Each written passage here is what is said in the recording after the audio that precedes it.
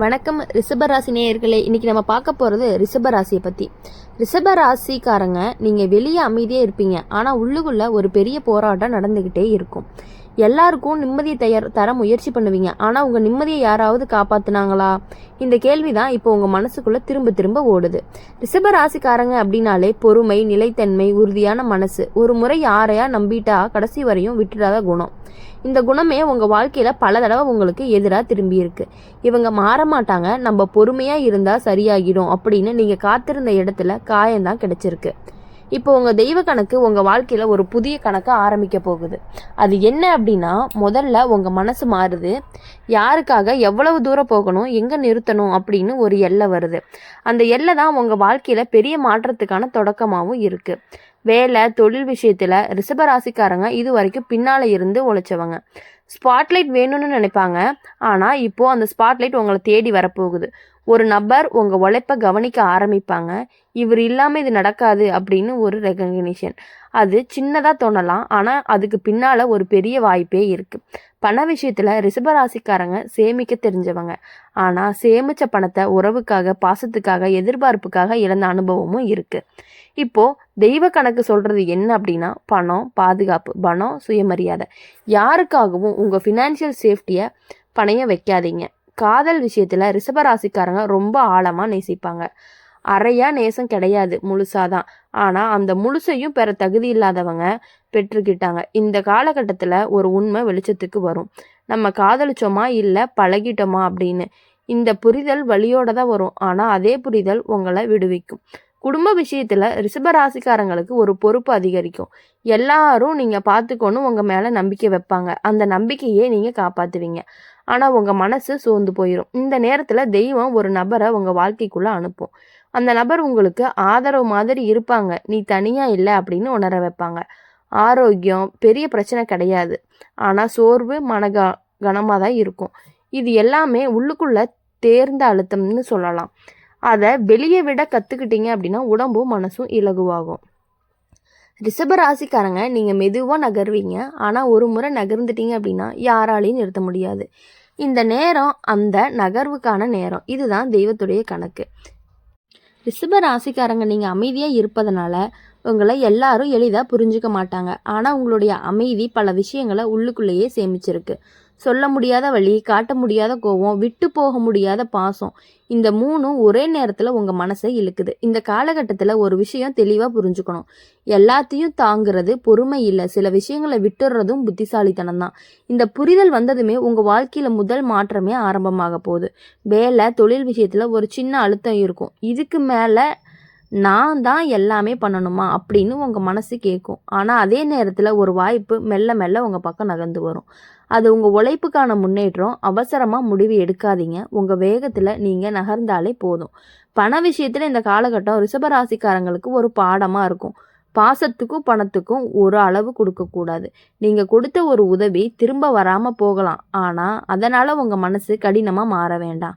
அந்த அனுபவம் உங்களை புத்திசாலியாக மாற்றுது.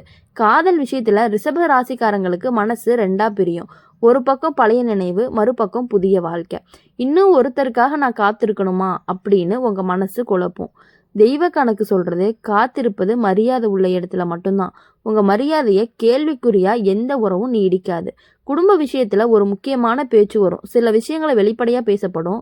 அது முதல்ல சற்று கசப்பாக தான் இருக்கும், ஆனால் அந்த பேச்சு பல நாளாக மனசில் அடக்கி வச்ச பாரத்தையே இறக்கிடும். ஆரோக்கியம் உடம்பு சொல்கிறத விட மனம் சொல்கிற சிக்கல்களை நல்லாவே கவனிங்க. தூக்கம் வராத இரவுகள், எதிலும் ஆர்வம் இல்லாமல், இது எல்லாமே உடம்பு இல்லை, மனசு சோர்ந்திருக்கு. உங்களுக்காக கொஞ்சம் நேரம் ஒதுக்குங்க. அது சுயநலம் கிடையாது, அது சுய சிகிச்சை. ஆன்மீக ரீதியாக இந்த காலகட்டம் ரிஷபராசிக்காரங்களுக்கு மௌன சக்தி. அதிகம் பேசாதீங்க, அதிகம் காட்டாதீங்க. உள்ளுக்குள்ளே ஒரு நம்பிக்கை மட்டும் போதும். அந்த நம்பிக்கையை உங்கள் வழியை திறக்கும். ரிஷபராசிக்காரங்க நீங்கள் மெல்லமாக மாறுவீங்க, ஆனால் அந்த மாற்றம் நிலையானதாக இருக்கும். இது தற்காலிகமான சந்தோஷம் கிடையாது, இது வாழ்க்கையுடைய மாற்றம். இதுதான் தெய்வத்துடைய கணக்கு. அப்படி பார்க்கும் பொழுது தெய்வம் எப்பொழுதுமே உங்களுக்கு துணையாக இருந்துக்கிட்டே இருக்குது. அப்படி இருக்கிறதுனால தான் உங்கள் வாழ்க்கையில் எவ்வளவு கஷ்டங்கள் வந்தாலும் நீங்கள் மீண்டும் மீண்டும் அதிலிருந்து தப்பிச்சு திரும்பி வந்துக்கிட்டே இருக்கீங்க உங்கள் பழைய நிலைமைக்கு. ரிஷப ராசிக்காரங்க, நீங்கள் பல தடவை உங்கள் மனசோட போராடி இருக்கீங்க. நான் மாறலாமா இல்லை இதே மாதிரி இருக்கலாமா அப்படின்னு யோசிச்சுட்டே இருக்கீங்க. இந்த காலகட்டத்தில் அந்த கேள்விக்கே தெய்வம் பதில் கொடுக்குது. நீங்கள் மாற வேண்டிய அவசியம் கிடையாது, ஆனால் உங்களை பயன்படுத்துகிற இடத்துலேருந்து நீங்கள் நிற்கக்கூடாது. இதுதான் இப்போ உங்கள் வாழ்க்கையுடைய ஒரு பாடமாக இருக்குது. ஒரு நபர் உங்கள் வாழ்க்கையில் திடீர்னு தூரமாவாங்க. அது நடக்கும்போது உங்களுக்கு ரொம்ப வலிக்கும். நம்மளால் ஏதாவது தவறு அப்படின்னு நீங்கள் உணர்ந்தீங்க அப்படின்னா நீங்கள் உங்களை குற்றம் சொல்லிக்குவீங்க. ஆனால் உண்மை என்ன அப்படின்னா, நீங்கள் தவறு இல்லை, அந்த நபருக்கு உங்களுடைய பொறுமை, உங்களுடைய உண்மை சுமையாக இருந்துச்சு. அதனால தான் தெய்வம் அந்த நபரை அகற்றுறது. வேலை விஷயத்தில் ரிஷபராசிக்காரங்க ஒரு முக்கியமான முடிவை தள்ளி போட்டுக்கிட்டே இருந்திருப்பீங்க. இன்னும் கொஞ்ச நாள் பார்த்துடலாம், இப்போ வேண்டாம் அப்படின்னு. ஆனால் இப்போ அந்த முடிவு தானாகவே உங்கள் முன்னாடி நிற்கும். தப்பிக்க முடியாத சூழல் அந்த நேரத்தில் பயப்படாதீங்க. ஏன்னா உங்கள் மனசுக்குள்ள ஏற்கனவே சரி என்னன்னு உங்களுக்கு தெரியும். பண விஷயத்தில் ரிஷபராசிக்காரங்களுக்கு ஒரு சின்ன நிம்மதி வரும். பெரிய பணம் இல்லை, ஆனால் மனசு நிம்மதியாக வைக்கிற ஒரு வரவு. அதுதான் இப்போ தேவையானது. இனி பணத்தை விட பணத்தால் வரக்கூடிய நிம்மதி முக்கியமாக இருக்கும். காதல் விஷயத்தில் ரிஷபராசிக்காரங்களுக்கு ஒரு தெளிவு. இது காதலா இல்லை பழக்கமா அப்படின்னு யோசனையாக இருக்கும். இந்த தெளிவு வந்ததுமே உங்கள் மனசு கொஞ்சம் லேசாகவும் செய்யும். பழைய உறவை புதுசாக வெறுக்க முடியாது, புதிய உறவை உடனே ஏற்றுக்க முடியாது. இது நடுவில் இருக்க ஒரு கால மாற்றத்துடைய காலம்.